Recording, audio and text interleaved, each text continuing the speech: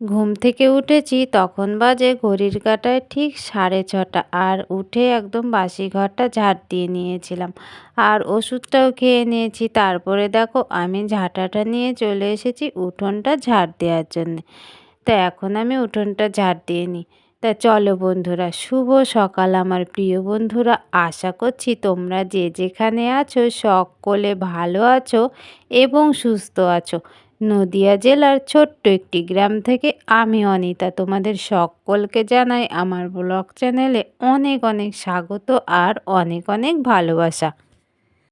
কলপাড়ের এই গলির দিকটা ঝাড় দিয়ে চলে এসেছি আর ওদিকটা তো পুরো ঝাড় দিয়ে নিয়েছি। আর আজকে না অন্য একটা ঝাঁটা নিয়েছি, সেই জন্য না একদম ঝাড় দিয়ে মোটেই এগোতে পারছি না। আর দেখো এদিকে কেমন না হালকা হালকা আবার মেঘলা কুয়াশা পড়েছে। তা আজকে না বেশ ভালোই ঠান্ডাও পড়েছে, সেই জন্য আবার চাদরটা একটু গায়ে দিয়ে নিলাম। তা দেখো ওই ঝাঁটা দিয়ে তো ঝাড় দিচ্ছিলাম, তা কিছুতেই ভালো হচ্ছিল না, সেই জন্য আবার আগে যেটা দিয়ে ঝাড় দিতাম সেইটা দিয়েই ঝাড় দিচ্ছিলাম। তা একটু চেঞ্জ করে নিলাম। তা আমার ওদিকে তো পুরো উঠোনটা ঝাড় দেওয়া হয়ে গেছিলো আর এদিকে দেখো এখন ঝাড় দিচ্ছি। আর দেখো আবার না মেঘ মেঘের মধ্যে আবার কেমন রোদ উঠে গেছে আর ওই বাগানের দিকটা দেখতে কিন্তু বেশ ভালো লাগছে। আর এই জন্য হয়তো কালকে রাতে বেশ ঠান্ডা পড়েছিল আর সকালবেলাও কিন্তু খুব ঠান্ডা পড়েছে। মাঝে তো কদিন মনে হচ্ছিল ঠান্ডা মনে হয় চলেই গেল। তা যাই হোক, ঠান্ডা আবার হয়তো নতুন করে পড়ছে। তাই দেখো বন্ধুরা, আমার কিন্তু উঠোনটা পুরো ঝাড় দেওয়া হয়ে গেল। উঠোনটা তো ঝাড় দেওয়া কমপ্লিট করে তারপরে দেখো থালা বাসনগুলো নিয়ে চলে এসেছি কলপাড়ে। আর এখন আমি সব থালা বাসনগুলো মেজে নেব। থালা বাসন খুব একটা ছিল না, ওই হাতে গোনা কয়েকটা থালা বাসন আর কি। ওই রাতে খেয়েছিলাম যা থালা বাসন ছিল, মানে আমি মা খেয়েছি, আর যেগুলোতে তরকারি ছিল সেই গামলা বাটি সেইগুলোই আর কি।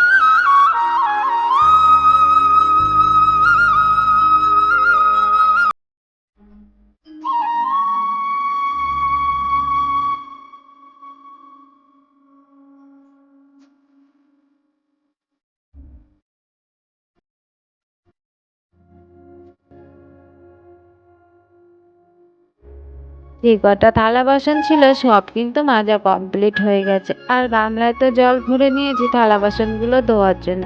আর ওই যে দেখছো কলের মুখে একটা হচ্ছে সাদা কাপড় বেঁধে দিয়েছি, মানে কলে না প্রচণ্ড আয়রন হচ্ছে, সেই জন্য কাপড়টা হচ্ছে মা বেঁধে দিয়েছে, মানে যাতে জলটা একটু ভালো হয় আর কি, সেই জন্য। তা কাপড়টা তো দেখি আয়রনে একদম লাল হয়ে গেছে। তা যাই হোক বন্ধুরা, আমার থালা বাসন মাজা হয়ে গেছে আর থালা বাসনগুলো কিন্তু ধুয়েও নিয়েছি, ধুয়ে একদম যেখানে রাখি সেখানে রেখে দিয়েছি। আর থালা বাসনগুলো ধুয়েই দেখো আমি চলে এসেছি উনুনের পাড়ে। আর ওই যে ছাইগুলো কিন্তু বস্তার মধ্যে ভরে নিয়েছি, কেন বলো তো? ওই তোমার হচ্ছে খেজুরের ডাল দিয়ে জাল দিই তো, আর সর্ষের হচ্ছে ভুসিগুলো ছিল, ওগুলোতে না বাসন মাজতে খুব ভালো হয়, সেই জন্য ওইগুলোকে বস্তার মধ্যে ভরে রাখছি। মানে এইগুলো তো আর সব সময় থাকবে না, মানে এখন আছে তাই প্রত্যেক দিন জাল দিচ্ছি, তাই বস্তার মধ্যে ভরে ভরে রাখছি যাতে এরপরেও হচ্ছে বাসন মাজতে আর অসুবিধা না হয়। তা দেখো আমি ছাইগুলো বস্তায় তুলে নিয়েছিলাম আর তুলে নেওয়ার পরে কিন্তু রান্নাঘরটা ভালো করে ঝাড় দিয়ে নিয়েছি। ঝাড় দিয়ে দেখো লেপতে শুরু করে দিয়েছি। আর না একটু মাটিও নিয়েছিলাম, ওই মুখটা না একটু ভেঙে গেছিলো, মানে ওইগুলো কাঁটা দিয়ে জাল দিচ্ছিলাম, তার ওই খেজুরের ডালগুলোর গায়ে তো কাঁটা লেগেছিল, তা হচ্ছে জোর করে ঢোকাতে গিয়ে এক জায়গায় একটু মানে ভেঙে গেছে। তা মাটি দিয়ে ভাঙাটুকু ভালো করে হচ্ছে সেরে নিলাম। তা দেখো ওইদিকে উনুন তো লেপা হয়ে গেছে, আর আজকে না পুরো ঘরটা লেপবো না, ওদিকটা একটুখানি লেপেছি আর এই সামনের দিকটা একটু লেপে নেবো, কারণ প্রত্যেক দিনই তো পুরো ঘরটা লেপা হয়, তাই আজকে আর লেপবো না, মানে অল্প লেপে আর কি ছেড়ে দেবো। তা যাই হোক দেখো এটুকু লেপলাম।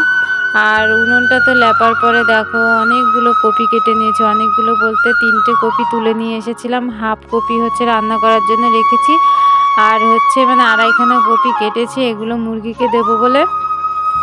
আর কপিগুলো এখন আমি ব্যাগের মধ্যে ভরে একদম যেখানে মুরগিগুলো রেখেছি ওইখানে রেখে আসবো, তাহলে আর কি খেতে দিতে আমার সুবিধে হবে। কপির ব্যাগটা ওপরে রাখতে গিয়ে মুরগিকে খেতে দিয়ে এসেছিলাম। মুরগি তো আর এখন বেশি নেই, মাত্র 5টা আছে। এখন হচ্ছে এদের মধ্যে আবার কতগুলো টেকে দেখি না হচ্ছে ওগুলোর মতো মরে যাবে। তা যাই হোক এগুলো এখন মোটামুটি ভালোই আছে, ওদের খেতে দিয়ে দেখো নিচে চলে এসেছি। আর হচ্ছে জামা কাপড় হচ্ছে বাসি জামা কাপড় যেটা সেটা পাল্টে নিয়েছি। পাল্টে নিয়ে দেখো অন্য একটা নাইটি পরে নিয়েছি। তারপরে আমি রান্নাটা বসিয়ে দিয়েছি। ওদিকে ভাত বসিয়েছি আর এদিকে তো কড়াইয়ে ডাল বসিয়ে দিয়েছি। ডালটা তো ফুটছে। আর ওই যে মুরগিকে দেওয়ার সময় আমি হাফ বাঁধাকপি রেখেছিলাম, সেই বাঁধাকপিটা কিন্তু মানে কেটে নিচ্ছি আর কি। আর হচ্ছে শিম ভাজা করব, সেজন্য ছোট ছোট করে কিন্তু শিম কেটে নিচ্ছি। এই সবজিগুলোরও সেই আমাদের জমির সবজি আর কি, এখনও পর্যন্ত শেষ হয়নি, সেই সবজিগুলোই খাচ্ছি আর কি। মানে এখনও পর্যন্ত বাজারের কেনা সবজি বলতে মানে আলুটাই কিনে আনছি, আর সব কিছু কিন্তু ঘরের মোটামুটি খাচ্ছি আর কি, চলছে। তা যাই হোক বন্ধুরা, মানে একটা মধ্যবিত্ত পরিবারের মানুষেরা জানে যে মানে কষ্ট কাকে বলে, আর সংসারে অভাব হলে মানে কতটা কষ্ট হয় সেটা একমাত্র তারাই বোঝে। এটা ধনী পরিবারের লোকেরা হয়তো অতটা বোঝেও না আর অনুভবও করতে পারে না যে কতটা কষ্ট হয় মানুষের সংসার চালাতে। এই আমাদের মতো মানুষ যারা, তারাই কিন্তু একমাত্র বোঝে মানে সংসারে কতটা কষ্ট হয় আর চালাতে মানে কতটা কষ্ট হয়, মানে সব কিছুই কিন্তু মুখ বুজে সহ্য করে হচ্ছে মেনে নিতে হয়, কিন্তু কিছু তো করার নেই বলো। মানে কী বা করার আছে, এইভাবেই তো চালিয়ে যেতে হবে। তা চলো বন্ধুরা, মনের এই কষ্ট নিয়ে রান্নাবান্নাটা কমপ্লিট করি। তা দেখো বন্ধুরা, আমাদের রান্নাবান্না এইমাত্র কমপ্লিট হলো। আর দেখো গুড্ডু সোনা চলে এসেছে আমার কাছে, আর এই যে মা দেখো মিড ডে মিলের খিচুড়ি নিয়ে চলে এসেছে। আর আমার কড়াই এখন হচ্ছে মানে শিম সেদ্ধ হচ্ছে, সেই মটর শাকের যে শিমগুলো হয় সেইগুলো হয়েছে। তা কালকে হচ্ছে একটা দিদি দিয়ে গেছে, তাই সেইগুলো গুড্ডুকে সেদ্ধ করে দিচ্ছি। তা চলো তোমাদের দেখাই আজকে কি কি রান্না করেছি আমরা। চলো চলো দেখাই। আজকে আমাদের রান্না হয়েছে ওই যে দেখলে বাঁধাকপি কেটেছি, তাই বাঁধাকপি আলু বেগুন শিম দিয়ে হচ্ছে ঝাল মিষ্টি করে রান্না করেছি। আর গুড্ডু সোনার জন্য অল্প একটু ডাল করেছি ব্রাহ্মী শাক দিয়ে, মানে শুকনো শুকনো তো আর খেতে পারবে না, সেই জন্য ডাল করেছি। এই থালায় আছে গুড্ডু সোনার জন্য দুটো কুমড়ো ফুল ভাজা আর ডিম ভাজা, আর ওইদিকে সেই শিম কেটেছিলাম সেই শিমগুলো আমাদের জন্য ভাজা করে নিয়েছি। আর আজকে দেখাচ্ছে একটা নতুন রান্না, মানে হেলাঞ্চা শাক দিয়ে মুসুরির ডাল করেছি, মানে একদমই শুকনো শুকনো করে আর পাট শাকের মতো আর কি। তা যাই হোক, অনেক দিন পরে এই খাবারটা খাবো। আর এই যে দেখো মিড ডে মিল থেকে যে খিচুড়িটা এনেছিল আজকে হাফ ডিম দিয়েছে। তাই চলো বন্ধুরা, গুড্ডুকে এখন খাইয়ে দিই, আর মাও বলছে খিদে পেয়েছে, মাকেও ভাত দিয়ে দেবো। তা ওদের দেখো খেতে দিয়েছি, আর খেতে দেওয়ার পরে আমি একটা ঝাঁটা নিয়ে চলে এসেছি একদম সোজা ছাদে। আর ছাদটা কিন্তু বেশ নোংরা হয়েছিল, কারণ মুরগিগুলো তো এখানেই রেখেছি, আর হচ্ছে ওদের খাবার দাবার দিই, সেইগুলো আমি ওখান থেকে বের করে এখানে জড়ো করে রেখেছি আর কি, মানে প্রত্যেক দিন তো নিচে ফেলা হয় না, তাই হচ্ছে ওখানে রেখেছি, মানে মাঝে মাঝে ঝাড় দিয়ে এক জায়গায় জড়ো করে রাখি। তো ওদিক থেকে দেখো সেই খাবারগুলো সব ঝাড় দিয়ে নিয়েছি। আর এই যে দেখছো আমার সব ড্রাগন গাছগুলো, অনেক গাছ লাগিয়েছি, আর ওর মধ্যে আম গাছের পাতা পড়ে একদম ভর্তি হয়ে গেছে, তাই গাছগুলোর ভেতর থেকে মানে পাতাগুলো আর কি পরিষ্কার করে দিলাম। এখন হচ্ছে গরম পড়ে গেছে, মানে কিছুদিন বাদে আবার ড্রাগন গাছগুলোতে মানে ফুল আসবে, সেই জন্য ওদের এখন একটু যত্ন করতে হবে।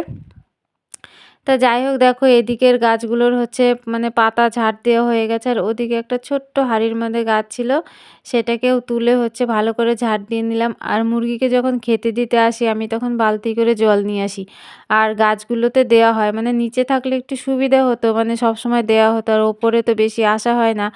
এই মুরগিগুলো ওপরে রেখেছি বলে একটু ঘন ঘন আর কি ওপরে আসা হয়, তাই গাছগুলোকেও একটু লক্ষ্য করা হয় আর মুরগিগুলোকে একটু দেখা হয়। তা দেখো আমি এদিকে ঝাড় দিচ্ছিলাম, আর গুড্ডু আর মাও কিন্তু চলে এসেছে, তাই মাকে বলছিলাম গুড্ডুকে একটু শক্ত করে ধরে রাখো আর কি। তা আর হচ্ছে আমি নিড়ানি নিয়ে এসেছিলাম, গাছগুলোর মধ্যে একটু মানে ঘাস হয়েছিল, সেগুলোকে একটু পরিষ্কার করে দিলাম। আর আমার এই গাছগুলোতে তো গতবার ৩টে হচ্ছে ফল হয়েছিল, ফলগুলো খুব একটা বড় হয়নি, ছোট ছোট হয়েছিল। তা যাই হোক দেখি এবার কটা ফল হয়, এবার গাছ তো অনেকটাই বড় হয়েছে।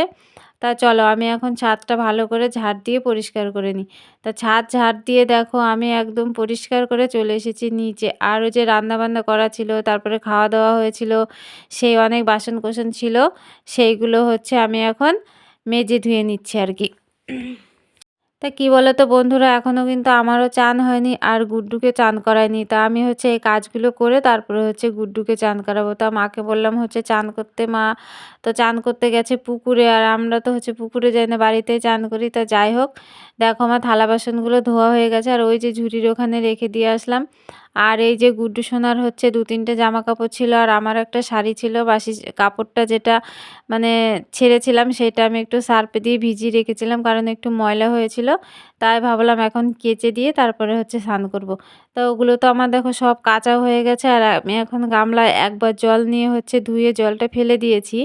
তারপরে আরেকবার একটু জল নিয়ে সেগুলোকে এখন ভালো করে ধুয়ে দিচ্ছি। মানে 2বার করে 3বার করে না ধুলে না মানে সার্ফের ওই ফেনাগুলো মানে একদমই যেতে চায় না। তা আমি ওগুলো কেচে একবার দেখো চান করে নিয়েছি। আর চান করে মানে আমার জামাকাপড়, গুড্ডু সোনার জামাকাপড় যেগুলো কাচলাম সব নিয়ে চলে এসেছি রোদে।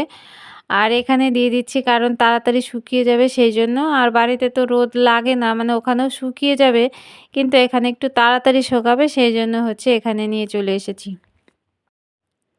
আর দেখো সব জামাকাপড়গুলো তো মেলে দিয়েছি আর আমার শাড়িটা এখন আমি টান টান করে মেলে দেবো, সেই জন্য একটা গিঁট মেরে ওই গাছের সাথে বাঁধিয়ে দিলাম। তা চলো এখন বাড়ি গিয়ে বাকি কাজগুলো করে নিই। তা বন্ধুরা দেখো, চান ধান করে হচ্ছে পুজো টুজো দিয়ে নিয়েছিলাম আর গুড্ডু তো ঘুমিয়ে পড়েছিল। তা গুড্ডু এখন ঘুম থেকে উঠেছে আর গুড্ডু ভাত খাবে আর ওর সঙ্গে আমিও খাবো। দেখো মানে তোমাদের তো দেখিয়েছি কি কি রান্না হয়েছে।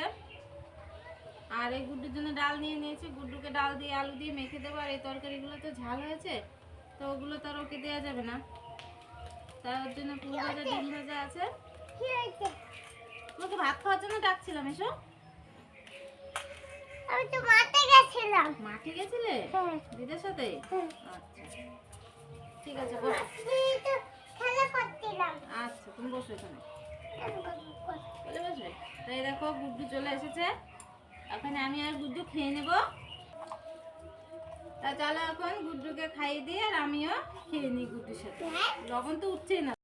খাওয়া দাওয়ার পরে থালাটা ধুয়ে নিয়েছিলাম আর থালাটা ধোয়ার পরে দেখো চলে এসেছি মাঠে। আর ওই যে ধান সেদ্ধ করা হয়েছিল এই ধানগুলো তো শুকিয়ে গেছে, তাই এখন বস্তার মধ্যে ভরে নেব। তা গুড্ডু আমার সঙ্গে চলে এসেছে। তা দেখো আমি হচ্ছে এই কাপড়টা চারপাশ দিয়ে হচ্ছে টেনে টেনে মাঝখানে গুটিয়ে নেব, তারপরে হচ্ছে বস্তাটা ভরে নেব আর কি। আর গুড্ডু তো দেখো গামলা ভরার জন্য একদম রেডি হয়ে দাঁড়িয়ে রয়েছে, মানে ও গামলায় ভরবে, বাটি ভরে ভরে গামলায় ভরে আর কি। তা যাই হোক হচ্ছে আমি এবার ধানগুলো হচ্ছে সব জড়ো করে নিই। তা আমার তো দেখো সব জড়ো করা হয়ে গেছিল আর আমি কিন্তু বস্তায় ভরে নিচ্ছিলাম। মানে এখানে যে কটা ধান আছে একটা বস্তা ভরলে হবে না, তা হচ্ছে আবার 2টো বস্তাও পুরো হবে না, তাই একটা বস্তায় আগে ভরে নিই, তারপরে হচ্ছে বাকি যেটুকু থাকে সেটুকু গামলায় করে নিয়ে যাবো আর কি।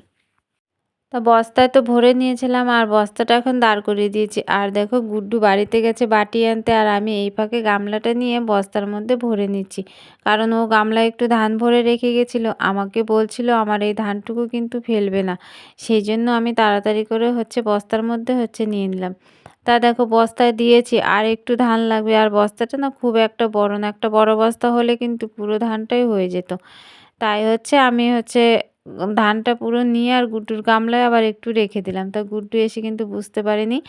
আর আমি এখন ধানের বস্তাটার মুখটা বেঁধে একদম বাড়িতে রেখে আসবো আর পরে যেটুকু থাকবে সেটুকু ওই গামলার মধ্যে করে নিয়ে যাব। বস্তাটা তো বাঁধা হয়ে গেছে আর কিন্তু তুলে দেওয়ার মতো কেউ নেই, তা আমাকে যাই হোক করে কষ্ট করে তুলে নিয়ে যেতে হবে। তা হচ্ছে গুড্ডু সোনা এখানে থাকবে আর আমি বস্তাটা রেখে আসবো। তা চলো বন্ধুরা, ব্লগটা আর বড় করছি না, তোমরা যে যেখান থেকে আমার এই ব্লগটা দেখছো সকলে ভালো থেকো আর সুস্থ থেকো। তোমাদের সাথে দেখা হবে আবার পরবর্তী একটা ব্লগে। টাটা সবাইকে, গুড নাইট।